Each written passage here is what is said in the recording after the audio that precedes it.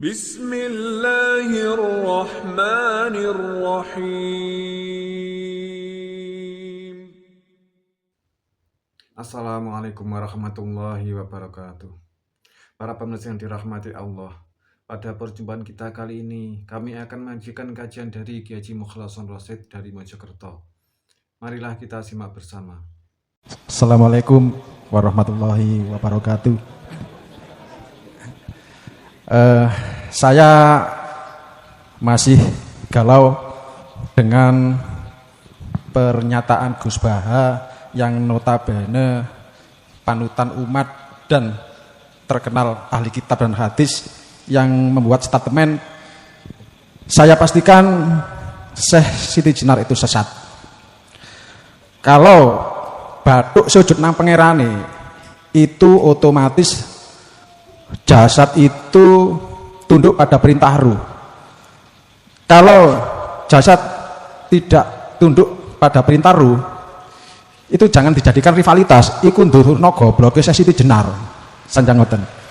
Yang kedua, pertanyaan yang kedua, Nabi Musa pernah mau berhadapan bertatap muka sama Allah, tapi beliau dengan kebesaran nur cahayanya Allah, Nabi Musa pingsan. Apakah Nabi Musa itu waktu itu belum bertauhid? Padahal Allah kan bersama kita, ada dalam jasad kita, ada dalam ruh kita.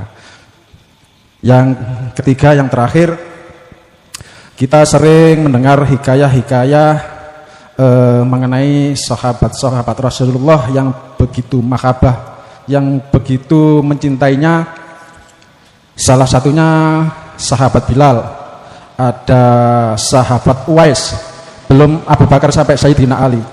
Bahkan Ustadz Abdul Somad pernah cerita, salah satu sahabat pernah disuruh Rasulullah untuk membuang darah yang habis dibekam. Itu tapi diminumnya sama sahabat itu. Jadi jangan samakan, misalnya air liur Rasulullah itu sama dengan air liur kita, itu tidak sama. Yang saya pertanyakan, apakah saya atau jamaah panjenengan ini berperasaan dan berperilaku seperti sahabat-sahabat zamannya Rasulullah? Nggih, nyuwun sewu. Saya umpamakan panjenengan ini namung diambil rogone mawon.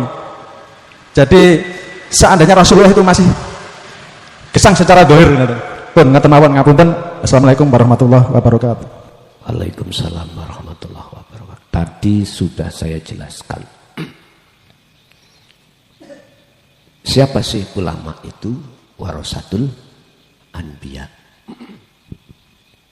Nabi, pewaris. Nabi dan Rasul beda. Beda. Mana letak perbedaan antara Nabi dan Rasul? Kalau Rasul mesti tentu Nabi, kalau Nabi belum tentu Rasul. Rasul itu adalah menyampaikan risalah. Yang di dalam risalah itu adalah yang namanya wahyu. Yang wahyu itu langsung dari Tuhannya. Dan di situ tidak bisa dimanipulasi. Tidak bisa digoreng kanan, digoreng kiri untuk kepentingan kelompoknya, enggak bisa. Murni beliau sampaikan sesuai dengan wahyu tersebut. Mohon maaf. Tadi saya katakan ulama itu ada ulama syariat, ada ulama hakikat. Ada ulama dunia, ada ulama akhirat. Istilah guru, ada guru dunia, ada guru akhirat. Cara sudut pandangnya juga enggak sama. Enggak sama. Contoh, arek cilik, anak kecil yang belum dewasa, ketika saat minta pada orang tuanya sesuatu yang belum waktunya menurut pandangan orang tua, itu dicegah. Umur 3 tahun minta sepeda udut. Ngerti udut? Sepeda motor. Anak ini minta pada orang tua. Tapi ditolak oleh orang tua. Karena pandangan anak dengan pandangan orang tua nggak sama. Berhubung anak ini melihat teman-temannya pergi sekolah, pergi ngaji, pergi apa, semuanya pakai sepeda udut atau sepeda listrik loh ya. Ya sekarang ini sepeda listrik, nggak mancal. Dia nuruti apa yang menjadikan zamannya ini seperti teman-temannya. Akhirnya mintalah pada orang tua. Tidak dikabulkan. Karena pandangan orang tua mandang bahaya. Apabila anakku ini membawa sepeda listrik, malah disuruh jalan kaki. Tapi bagaimana pendapat pandangan anak? Bapak ini kok meleki ya? Muring-muring badan. Mesti muring-muring. Bila perlu nangis, bila perlu golong. Bila perlu lagi minggat. Anak zaman sekarang seperti itu. Pendidikan akhlak terhadap orang tua nggak ada. Pendidikan akhlak hati manusia pada Allah nonsen, kosong. Kebanyakan seperti itu. Sehingga apa ketetapan Allah pada diri satu hamba yang dirasa tidak sesuai dengan sifat basariyahnya sebagai manusia, dia mendongkol hatinya. Gelisah. Karena nggak punya akhlak pada Allah. Akhlak inilah yang disebut sebagai akhlak ilahiyah. Akhlak ini akan muncul dari pohon basiroh dengan mengembangkan ilmu, amal, dan istiqomah. Baru muncul akhlak ilahiyah ini. Apa mungkin pandangan anak ini bisa menyalahkan pandangan orang tua yang tidak mau membelikan sepeda? Nggak bisa, Pak. Karena anak ini belum sampai memandang tentang masalah bahaya. Tidak tahu kebenaran yang sesungguhnya. Bagaimana mungkin anak bisa lenggono, ridho, ikhlas menyang wong tua terhadap orang tua yang orang tua itu mencegah penjaluane atau permohonane, sementara orang tua ini tidak merealisasikan. Mboten saged. Sama dengan kita pada Allah. Ruhaniyah siapapun Anda tatkala belum tertanamkan akhlak ilahiyah langsung pada Allah, tatkala kita mendapatkan ketetapan yang tidak enak, ning ati mesti ganjel. Akhirnya menyalahkan Allah. Bentuknya ati gak iso ikhlas ridho. Menurut kami itu beda pandangan. Kalau bahasa kami terus terang aja, andai kata pada saat itu kami sudah ada hadir di hadapan Al-Halaj, mungkin kami siap untuk menjadi lawyernya. Tahu lawyer? Apa lawyer? Pengacara. Membela. Sebenarnya ini beda pandangan aja lah, Pak. Saya juga tidak menyalahkan statement pendapat yang mengatakan tentang masalah dohiriyah. Saya juga tidak pernah berani juga menyalahkan mereka yang memakai pandangan ruhaniyah. Itu semua karena kelasnya masing-masing. Intinya mau ngeten lho, Pak. Hanya karena beda pandangan lah akhirnya beda pendapat. Sekarang gak usah jauh-jauh. Di dalam tubuh kita sebagai umat Islam, di golongan am syariat, berapa jumlah bendera yang terpecah? Padahal semuanya itu umatnya Kanjeng Nabi, yang katanya semua itu mengikuti syariatnya Kanjeng Nabi. Terus mengapa kok ya muncul satu Perbedaan berbentuk golongan si A subuh harus pakai kunut, tahlilan gak apa-apa. Terus si B muncul pendapat nggak boleh.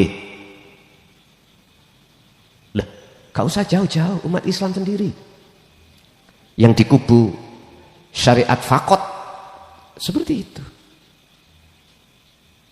Akhirnya apa yang terjadi? Aku yakin si A pasti membenarkan makolahnya, pendapatnya, akidahnya. Si B juga begitu, dan keduanya saling menyalahkan satu dengan yang lain. Pertanyaanku, sampai kapan umat Islam seperti ini? Memang Pak, Dohiriyah itu diciptakan beragam-agam macam corak.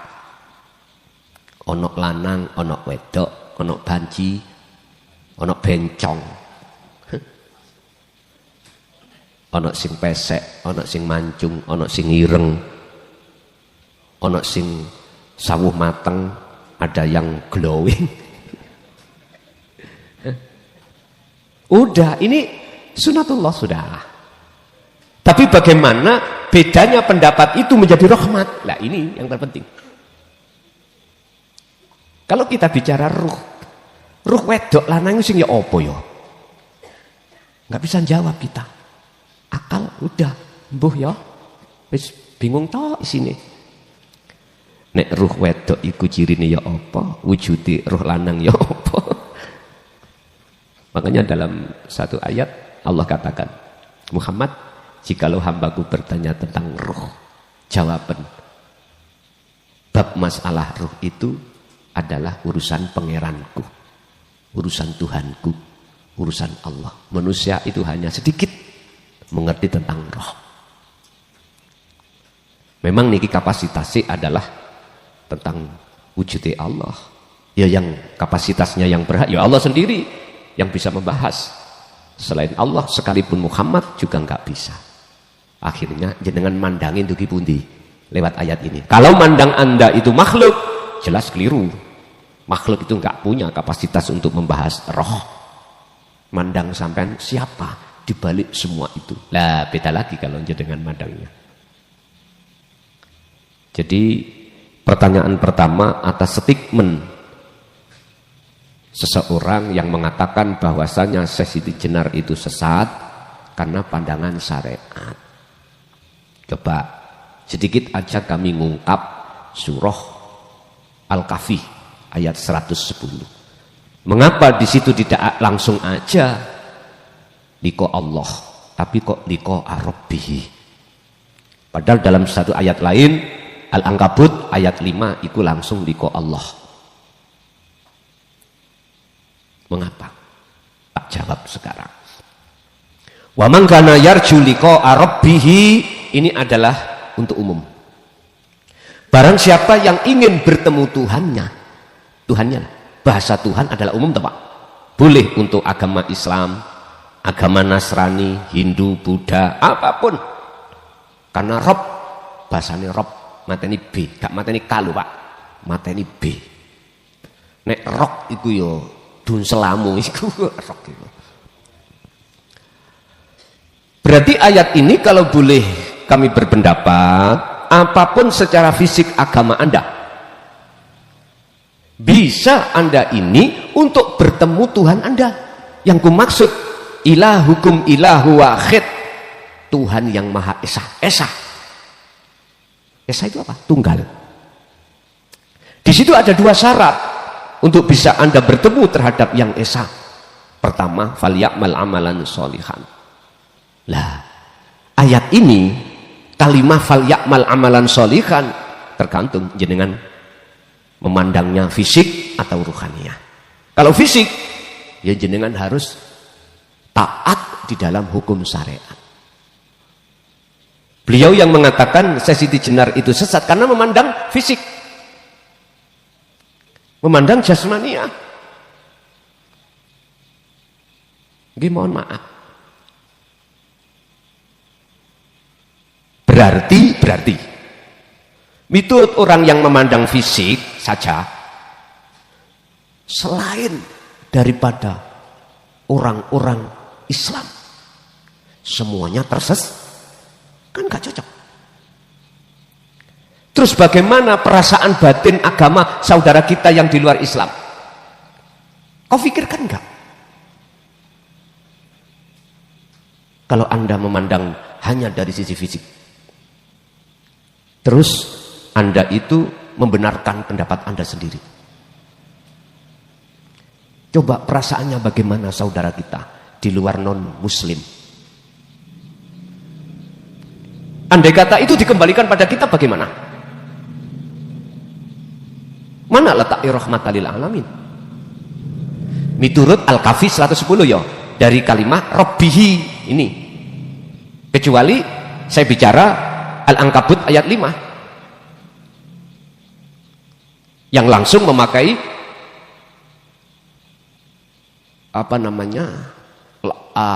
tulisan Allah langsung. Kalau ini Rabbihi.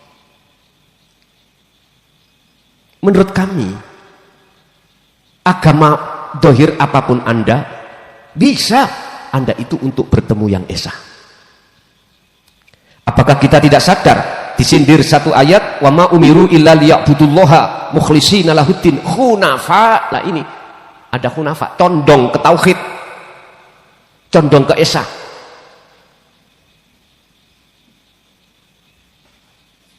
Bapak Ibu, itu hanya beda pendapat, beda pandangan aja menurut saya. Yang terpenting di sini adalah bagaimana syarat-syarat untuk Anda bisa bertemu ke ahad itu. Terlepas dari agama satu dan agama yang lain. Tentang fal ya'mal amalan sholihan. Fal ya'mal, lakukanlah amalan satu perbuatan sholihan kang bagus. Tinggal Anda memandang perbuatan bagus di mata manusia apa di mata yang esa. Hanya itu sebetulnya persoalannya itu. Kalau Anda memandang fal ya'mal amalan sholihan pandangan manusia, beda dengan pandangan di mata yang esa. Contoh, sholat. Pandangan manusia mesti bagus, gitu? Mau sholat, mau Quran, bagus. Cara orang Nasrani sembahyang, bagus. Terus sedekah, bagus. Sekarang aku tanya, secara ruhaniyahmu itu hanifan atau enggak? Tanda kalau hanif, condong ketauhidan, keesaan pada Allah, Anda tidak ngaku-ngaku. Kalau diri Anda sebagai makhluk yang bisa melakukan. Sederhana. Yang dipertanyakan adalah kondisi ruhaniyah Anda tadi loh, sik ngaku-ngaku Anda sebagai makhluk yang bisa melakukan atau enggak. Kalau masih, ya mohon maaf. Benar secara jasmaniah kau berlaku bagus di mata manusia, tapi ruhaniyah hatimu itu di mata Allah, mohon maaf. Ini saya katakan mingkol bin rohibin, hati yang condong pada selain yang ahad. Husnul a'mali nataiju husnil ahwal mingkol bin zahidin su'ul a'mali nataiju su'il ahwal mingkol bin rohibin. Semua amaliyah dohirmu dikatakan bagus di mata Allah, itu tergantung yang muncul di dalam hatimu itu di mata Allah bagus apa ora. Tinggal itu. Dari mana sudut pandang saya mengatakan Siti Jenar tidak sesat? Dari sudut hakikat. Asline selain Allah itu tidak wujud. Wujud sampean kali kula niki mung iso ngaku-ngaku sebab diwurui nafsu dalam dirimu. Akhirnya rasa sing muncul di dalam hatimu itu bahwasanya kita makhluk itu wujud. Nah, dari situlah saya berpendapat bahwasanya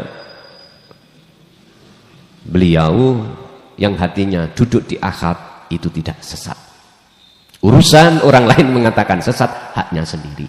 Karena beda oleh nggawa kacamata. Ngoten lho. Lagi tentang Nabi Musa. Ketika bertemu Allah, beliau pingsan melihat nurnya. Itu sebetulnya mengandung pengertian, Pak. Apa pengertiannya? Anta budallaha ka'annaka taroh. Cara Rasulullah memberikan penjelasan tentang masalah ihsan atau makrifat adalah ketika kau menyembah seakan-akan kau bisa melihat wujudnya Allah. Itu ihsan, itu makrifat. Ka'annaka seakan-akan. Berarti kagak asli toh, Pak. Namanya seakan-akan. Lah terus kalau kita seakan-akan, yang melihat Allah siapa? Ya wujudnya Allah sendiri. Mengapa kita dikasih pengertian seakan-akan? Karena kita itu wujudnya seakan-akan wujud. Apa mungkin? Sebab apa mungkin perkara yang tidak punya sifat wujud itu bisa melihat yang berwujud? Ya nggak bisa lah, Pak. Sebab yang bisa melihat yang wujud adalah yang punya wujud sendiri. Fa'ilam takun. Apabila kau tidak bisa melihat wujudnya Allah, Rasulullah memberikan pendidikan. Yo, kamu harus merasa kalau selalu dilihat Allah. Hadis iki sahih. Dan ini sebagai pelajaran kita untuk bisa mendapatkan pengertian makosid, maksud yang sebenarnya. Ini tidak terlepas Anda dari 3 hal: ilmu, amal, istiqomah. Jadi Nabi Musa pingsan melihat cahaya yang membumi hanguskan lelehnya gunung tersebut. Sebetulnya maksudnya, jikalau betul-betul dikatakan makrifat Allah, makhluknya itu hangus, fana. Disinilah maksudnya. Yang ketiga terkait hidayah terhadap para sahabat mengenai apa yang sudah diterjadikan Allah terhadap Muhammad yang alasannya ngalap barokah. Contoh ketika saat dibekam darah beliau diminum. Pak, mohon maaf, saya tidak menyalahkan jenengan pendapat panjenengan. Saya juga tidak menyalahkan keyakinan sampean dalam setiap bentuk apapun. Enggak. Cuman kalau diperbolehkan, izinkanlah kami punya pendapat. Yang pendapat itu walaupun tidak sama dengan pendapat jenengan. Apa itu? Gini. 1. Tadi kan diurai tentang masalah rogo iku mung wadah wae. Rogo iku hanya satu tempat, wadai ruh. Dalam zaman sekarang jenengan mukhotobkan terhadap diri saya. Saya tidak mengkat pendapat jenengan boten. Tapi kalau boleh saya pendapat 1, bahayalah bagi seseorang. Seseorang maksudnya iman ruhannya. Jikalau memandang sesuatu yang tidak punya sifat hidup, al-hayy, bahayalah jenengan jikalau ruhaniyah tatkala punya iman terhadap sesuatu yang tidak punya hak wujud atau hidup. Dan atau bahayanya seseorang hati tatkala ada iman, sumber apapun itu datangnya dari makhluk. Mana letak bahayanya? Jenengan pasti akan ditinggal, sebab dia nggak punya sifat kekal. Enggak. Anda mengatakan iman yang seperti itu Artinya beriman kepada makhluk karena umat manusia itu kebanyakan memandang secara realita. Nyatane secara dohir sinolong si A. Akhirnya iman sampean kali kula jatuhnya pada makhluk si A. Akhirnya apa sisa makanan, minuman, royoan katanya ngalap barokah. Bahayanya di situ. Yang kedua, hatimu tidak akan bisa diobah oleh wujud gebiari makhluk, walaupun Anda tiap hari, tiap saat gembul gebiari makhluk, namun hatimu konsisten imannya hanya pada ilahun wahid, bukan dari makhluk. Berarti ketika minum darah, secara batiniah beliau itu mandang pada yang hayy, mandang yang hidup. Gak terpengaruh. Inilah yang kumaksud, jadilah kau seperti modelnya ikan yang hidup di laut. Tiap hari saat dia campur jasadnya dengan air laut, tapi tidak mempengaruhi rasa dagingnya ikan tersebut. Gak ada ikan laut itu dagingnya rasanya asin, gak ada, Pak. Apa sebab? Alasannya karena ikannya hidup. Kalau nggak percaya buktikan. Langsung sampai ngambil atau mancing ikan di laut. Langsung sampai masak, terasa asin? Enggak. Saya berani mengatakan ini karena saya sudah tesis, sudah praktek, Pak. Ngelu-ngelu titik nak ndukur kapal sampai muta-muta sampai konco-konco. Mancing hanya perlu membuktikan teori ini. Tidakkah dagingnya ikan laut itu terasa asin? Ternyata tidak. Itu artinya ruhaniyah jenengan tidak terasa, tidak akan pernah bisa kena kebiari makhluk dunia iki manakala hatimu hidup. Hati yang hidup adalah hati yang sudah ihsan imannya, sudah makrifat pada Allah. Ini. Tapi bagaimana ikan itu sudah mati, sebelum jenengan goreng sampean uyai, beda, nanti beda loh Pak Neng. Terasa asin. Nah, ini ayat-ayat kauniyah yang di dalamnya tersimpan ayat yang tersirat, yaitu hakikat makrifat. Makanya dulu Pak, orang Jawa itu ya, walaupun gak mengerti wacanan Quran, tapi dia memakai ayat-ayat kauniyah untuk bisa sampai ke ahad. Modelnya dulu seperti itu. Nah model dulu manakala diterapkan sekarang pasti dicap oleh orang-orang golongan kita syariat itu ajaran sesat. Ya sudah, monggo nanti akan tahu kau sebenarnya yang mana yang benar. Nek wis podo bongko kabeh, wis gak iso berpendapat sampean. Kalau sudah semuanya mati, sudah disitulah nggak bisa berpendapat Anda. Meneng tek, dituki wong ayu yo, meneng, didusi diwolak-walik yo gak sambat, meneng. Disuruh budal nang kuburan sendiri yo diem, wis gak iso berpendapat. Itulah nanti kebenaran akan terjawab bahwasanya malakum dzarraw wala naf'an. Apa yang kita anggap itu wujud, apa yang kita anggap itu bisa menolong, mendatangkan manfaat, apa yang kita pandang itu bisa mencegah mudarat, ternyata fana, hancur. Makanya Bu, nek bapak ibiyen waktu pacaran mengatakan sehidup semati cintaku dek, iku preketek, iku ngedap Brus, ngoten lho. Wis ta, orang yang tidak bisa ngedabrus nek wis mate. Nek wis mate wis.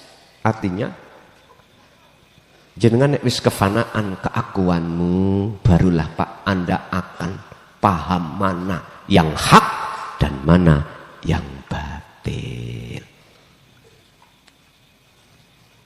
Bapak Ibu, saya tidak pernah mengatakan rogo saya itu digawe wadah oleh Allah figur seseorang, enggak. Cuman saya berkata, saya hanya meneruskan apa yang telah Rasulullah sampaikan. Udah, titik. Sehingga ada istilah tabi'in tabi'in, ya, habis Rasulullah khalifah, habis khalifah tabi'in tabi'in. Saya hanya menyampaikan apa yang pernah Rasulullah sampaikan, yang disampaikan itu beberapa abad terputus. Ada sesuatu yang diputus memang, bahkan disembunyikan. Banyak para masyayikh yang ingin menyampaikan, tapi beliau terancam, akhirnya tidak jadi disampaikan. Karena memang waktunya, Pak. Gusti Allah itu punya sifat namanya jais. Kalau Allah tidak menghendaki, karena waktunya belum datang, meksa kaya apa jenengan, alimo kaya apa jenengan, nggak akan terjadi untuk penyampaian. Berarti barometere ini disampaikan karena sifat jaiznya Allah. Tidak sedikit orang yang berpendapat tentang apa isi kandungan yang kusampaikan ini dikatakan sesat. Enggak apa-apa, itu hak beliau, enggak kusalahkan, itu hak beliau, monggo. Saya hormati pendapat jenengan, tapi engko nek wis bongko kabeh, barulah Anda tahu mana yang hak dan mana yang batil. Bisa berbuat apa panjenengan kalih kula ketika saat masa itu datang? Ora iso. Hatta ya'tiyakal yakin. Ini Pak ya. Sekarang yang terpenting adalah bagi saya, bagaimana saya tidak manipulasi atau mengurangi dan menambahi dari semua apa yang Allah turunkan wahyu kepada beliau. Saya sebagai penyambung lidah aja. Hanya itu. Pun Bapak Ibu, itu aja yang perlu kami sampaikan dalam kesempatan malam hari ini. Semoga semuanya menjadi ukuran hati kita untuk bisa lebih baik kepada Allah hati ini dalam rangka berjalan di atas jalannya, dan juga disambung oleh anak putu kita ila yaumil qiyamah. Lahumul Fatihah. Akhirul kalam. Assalamualaikum warahmatullahi wabarakatuh. Alhamdulillah, telah kita simak bersama kajian dari Kiai Haji Mukhlason Rasyid atau Guson dari Mojokerto, pengasuh Pondok Pesantren Miftahul Ulum Jaya Baru, yang tepatnya beralamat di Jalan Perjuangan, Dusun Gelonggongan, Desa Sumber Tebu, Kecamatan Bangsal, Kabupaten Mojokerto, Jawa Timur, yang menekankan pendidikan holistik yang fokus pada ilmu tauhid dan tasawuf. Beliau adalah gambaran ulama muda yang mampu menjembatani nilai-nilai keislaman tradisional dengan pendekatan modern. Beliau juga menekankan pentingnya mempelajari Islam secara mendalam, tidak hanya aspek lahiriah saja, tetapi juga batinnya. Beliau juga mengajak pendengarnya untuk tidak hanya memanai Islam secara tekstual saja, tetapi juga meresapi maknanya secara spiritual. Semoga kajian-kajian dari beliau bisa kita petik hikmah dan manfaatnya, sehingga membawa keberkahan kepada kita di dunia dan akhirat. Amin, amin, ya Rabbal Alamin. Akhirul kalam, wassalamualaikum warahmatullahi wabarakatuh.